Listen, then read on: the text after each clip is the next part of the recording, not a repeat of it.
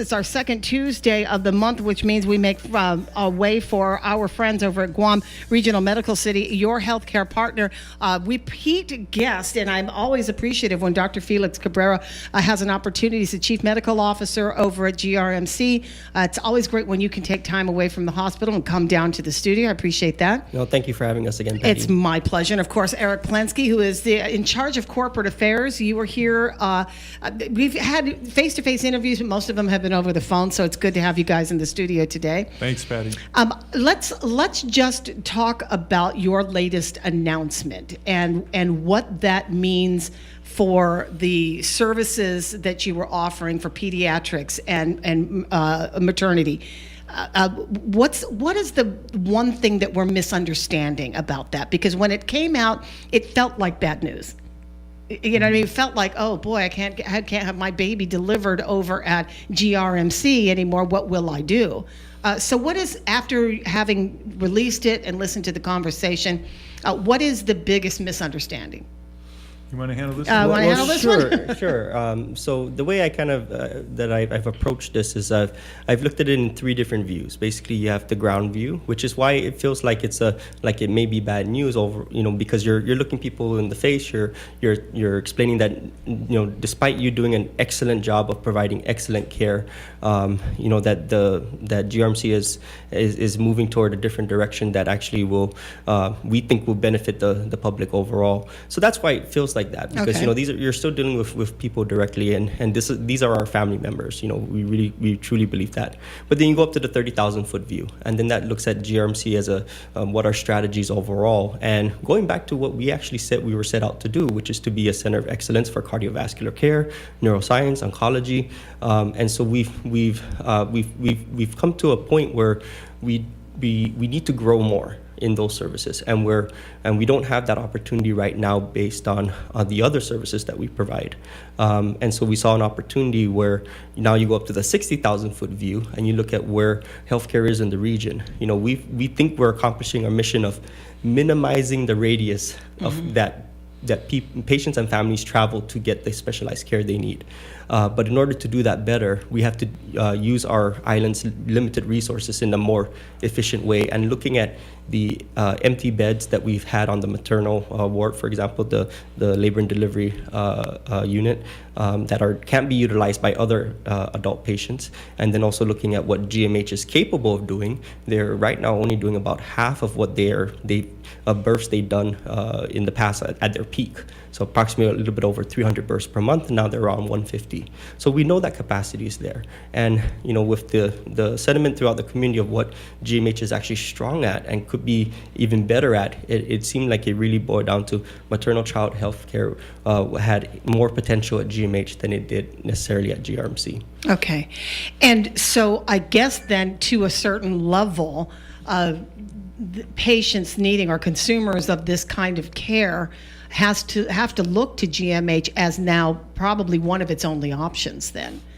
And so how would you allowing these patients to be utilizing the Guam Memorial Hospital and filling up their capacity help GMH in its present condition? Absolutely, and so that's why this is not being done in a silo. That's why this is actually being done in true partnership, and that what we are very much dedicated to doing is not just closing our maternal child health services and saying GMH, good luck, it's yours now. No, not at all. In fact, the complete opposite is true. Is that we have resources that we want to ensure that we get transferred over to GMH, and this may be equipment and including some personnel and how that shifts over but we want to do it in a way that makes the most sense and it's the easiest way and that there's no waste in the process. Okay, so what you're doing basically is you're opening up that capacity for the other specialized care that you offer in the other departments. Exactly. Right. Okay, and so that's where you come in, right? Yeah, maybe I can explain it, Patti, to give an example. And yesterday, at 8 o'clock in the morning, we did a bed census to see, what inpatients we have admitted and where they're at. And the situation was we had all of our adult specialty beds, which is medical telemetry, those are for heart patients, medical surgical, and ICU all full. We couldn't fit another patient in. So we had 10 patients admitted and we call them holding in the emergency department or the post-anesthesia care unit. That's a place where you come out of surgery. They're holding, they're admitted, but we don't have a bed available for them up in these units. However, at the same time, we had 14 empty beds in the maternity unit, but we can't just put patients there, like Dr. Felix said, because you cross-contaminate moms and babies. There's child abduction security precautions.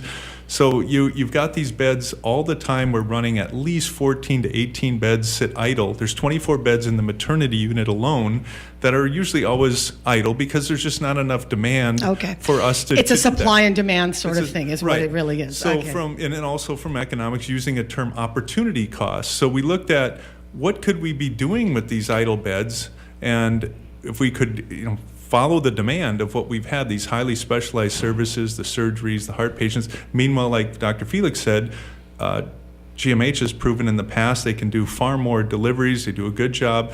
It was kind of a win-win. It was a tough thing because, like he said, our team was doing great. I mean, people came to us for deliveries. We got awesome care. It was just a business thing that we had to look at the opportunity to do better and also to help GMH. You need more pregnant moms is what you need. But Guam needs more reproduction. Okay, so clear. I understand completely. So this now in this sort of collaboration you have with the Guam Memorial Hospital, are we talking about like a hard cold investment in GMH aside from the collateral equipment that you're talking about? Because we are right in the midst of this great project to enhance that labor and delivery unit, and they can't afford it, and they can't find anybody who wants to really buy into it. That is, and so we think that this only adds to their initial argument, and it strengthens their initial arguments that they've had and their justifications. And so we're very much in support of that. We're just to clarify, we're not investing anything financially into GMH, just to be very clear about that.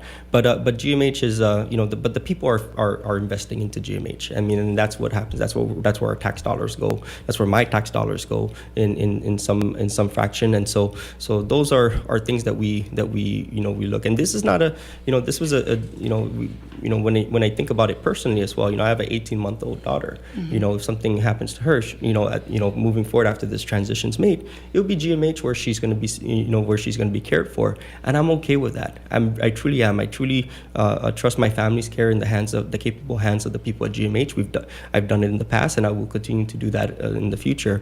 But that being said, if there was but on the different end, if my family needed specialized care in the adult realm, then of course GRMC is where would I be would the prefer. place to go. And this is kind of what we're saying is we would like to and Dr. Mike Cruz and Dr. Larry Lizama, as the governor's appointed health czars, I think had been talking about this concept for quite some time. It just took a while for it to materialize, right? So it wasn't a new topic. It was just something that took a lot of time to analyze. Was it just this care that we were talking about, mothers and babies? Was it just that it's limited to? That was the initial concept Okay. they had, I think, envisioned looking at, because GMH was strong in it, prior. They have the talent. Might be a short on resources. That maybe, like Dr. Felix said, where we can come in and share that, not only the resources, but maybe some of the training on how to use those resources. So those are the collaborations that are going on right now as part of this transition plan. This was something that I think has been over a year ago that they initially talked about, and it just took a while. How much of this is fed by the inability to take subscribers from Take Care? Well, I mean, you're right. Some of it factor is a volume thing. I mean, they're going to deliver all their babies, or at least encourage their members to go to GMH. So we're losing out on that market. And there's only so big of a market in Guam for the deliveries. And there's a thing called economies of scale. The more efficient you can be with more volume with the same cost, you can make a go of it. But if you have the same population and now you have two costs, where two hospitals are investing costs on both sides, but the same population, it's going to be hard to make a go of it. So if you could specialize, in an area, and so what we're saying, GMH, we think you can do this, but in the trade, we also say, let us do the highly specialized stuff, and they've been talking about dabbling into revamped cardiac cath labs and all of that stuff. Our request is, let us handle that. We're trained, we got the team, we got the resources, and don't double it up so we end up like maternity where both sides struggle, to make a go of it. So it's kind of a balancing of sort. And so where are we on that, by the way? Where are we in your relationship with Take Care? Are the heels been dug in so deep that there is really no relief from this battle? We've always been open, and like we always talk, Patti. We wanted to be in Take Care's network since the day actually prior to when we opened, and we haven't heard a word from them about negotiating or discussions in over a year. And when they told us they were not interested, so. That ship has sailed pretty much. I mean, you can't just keep going after it. But to this day, it is just unbelievable. I had to meet with it right before. I just met with one of their members who's totally confused, has a bill. Most of the patients who come to us are young families with kids using our emergency room or urgent care. Many people may not know that our urgent care is open 7 days a week. We're convenient because we're close to 70% of the population where they live. So they come in, the child is ill, they're feeling ill outside of normal working hours. They come in and next thing you know, they get a bill. And, and these are, thousands of dollars sometimes, depending on if you got MRIs done or CTs. And so they're just confused thinking, wow, it's an emergency room, I should get this covered. But what people need to know, 100% of what you come to us for, if you are in a plan with us out of network, we're going to bill you directly. There are no negotiated rates, and you just have to be prepared for that. And it's between you and your health plan to try and figure out how you're going to how it's going to get covered. What's the next step, though? What's the next step? You've just, we've introduced this incredible open heart surgery suite. There's been some, great advances that have been made and success stories most recently. What's the next step? Well, I think the next step, particularly, first for the MCH part, is the maternal child health services. We said that we're aiming to make that transition before the year's end, well before the year's end. In fact, it may even be next month. Okay. And so we have to settle on a timeline.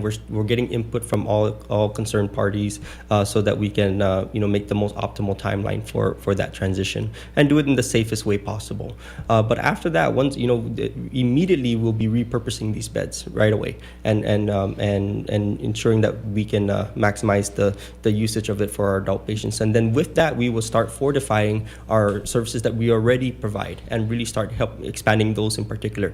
And just because we say we provide cardiovascular services, there's still more that we can do within that same subspecialty, and we want to continue to strengthen that. So adding services, there may be an added service here or there between now and the next 6 months or so, but overall it's really bulking up what we already do. Go ahead, One Eric. example of that, Patti, is one of the rooms in the operating room section, we have a C-section suite, which was designed specially for C-sections. I don't think we even do, if we did one C-section a day, we're lucky. But you can't just use that for anything else because the mom could come in an emergent setting and need. Now we can repurpose the operating room for the C-sections into general surgery where we have a backlog of surgeries because there's so much demand for all the operating rooms. Additionally, one of the rooms we use for PACU, we had 2 post-anesthesia care units. This is where patients recover after surgery, come off their anesthesia. One of them we were using for hemodialysis for inpatients that need dialysis while they're with us. Now we could possibly move that group of folks for dialysis over to one of the neonatal intensive care bays where the babies were and do the hemo there so we can reopen the second PACU and not have this backlog holding up surgeries because there's nowhere to put them after the surgery. So enhancing our existing services. You don't have anybody in these units now. And the mother-child health? We do. It's just the volume of demand. In the neonatal intensive care, we have 8 beds. Usually there might be 4 babies, sometimes a little more. Pediatrics, 7 to 8 beds, maybe 3 to 4, sometimes 5. But the labor and delivery, 24 beds, usually never more than 10. Okay. So when you look at all those units, all those extra beds and space that can now be used for high-demand specialized care, we feel we're going to be able to serve the public better, and GMH, there's going to be no drop-off in service. GMH is perfectly capable of handling the... And so how are we going to make the transition just with the patients being physically moved if they are still going to be patients there at the time that you... Yeah, so that's part of the timeline that we'll set, because there'll be a day 0, there'll be T-1, T-2, and so Okay. forth. And so but the idea is to discharge everyone before the... if it can be done safely, yes. And in some cases, if it makes sense and if it looks like they're going to have a prolonged hospital stay, then a transfer, transporting them directly to GMH and having a bed available, for example. But there may be some that, the neonatal intensive care unit might be on their own timeline, because these are obviously more fragile babies, and transporting them isn't as easy as just, plopping them in, keeping them in the incubator and sending them in an ambulance over. It's more... there's a little more to it than just hopping in a car and putting on a seatbelt. Yeah. So in the event of an emergency, however, with this care now being transferred over to GMH, you'll still be able to attend to a patient that might have a complication? Yes, and so I want to make it very clear that by federal law, EMTALA, Emergency Medical Treatment and Labor Act, that our emergency room and urgent care will still be subject to EMTALA, and we will still see, patients of all types and everyone essentially that comes in with a medical emergency. But if it and per law, we will stabilize them, do our best, but if they are to be admitted, then at that point, EMTALA actually now applies to GMH once our maternal child health unit is closed, and that GMH would then accept them on a transfer at that point. And I mean, once they can be safely Correct. moved. Yeah, first stabilized. Okay, that's key. When people make these criticisms of patients being transferred back and forth to the hospitals, I think that one of the major arguments is, like you point out, Eric, that you bill directly and you have to deal with your insurance company on how that bill is going to be paid, and it's not fair to the patient to allow them to stay in when they can be stabilized and moved along if you know that they're going to be incurring the debt with knowing full well the insurance company is not going to protect. True. Yeah, the challenge has always been, Patti, though, that, at least outside of the maternity care, where I think both sides had available beds, has been the specialized care where, we try to transfer, but GMH is full. They have no open bed, and so they got to stay, and they're stuck with the bill is just going to keep climbing. So does it work the other way? Does it work the other way with GMH using the specialty care? Oh, absolutely. I mean, it's going to work the other way Yes. In that they will be transferring patients back to you. And it's been happening over the past few years, and that if let's say a patient has a heart attack or a stroke at GMH, and if they need immediate care, we don't ask their insurance, we don't ask that question at all. We just say, what is the medical need? And if we are the higher level of service, actually then at that point, EMTALA applies to us. And that has happened. Yes. That has happened. Oh, yeah, practically. I've talked to the doctors who have said that every 1 to 2 week basis, there's that situation like that. Scenario. And as well as at Naval Hospital, as well as in Saipan at CHC. Patti, to make it, but it's challenging too, because it happens at the same point. Patient with Take Care, as an example, has a stroke, needs an emergent. Yep. They'll be transferred to us, and because we're the one who can do it, and then they're stuck with the bill. But in healthcare, just like we talked in the ambulance all the way through the care, the first and foremost is save the life, save the patient, and forget about the payer. You deal with the money and all of that stuff later. But unfortunately, they are the ones that end up dealing with it. Yeah, I appreciate you guys coming in. We've got just a couple minutes left, and I have to go to a break. So we'll do this again. Thank you for the clarification. And I think that as this relationship continues to develop in maternity care, mothers and babies, then we'll be able to see how we could flush out some of the issues that GMH will probably be having as well. Sure, so we'll talk about this more. I appreciate it. Thanks a Thanks, lot. Patti. It's Thank my you, pleasure. Patti.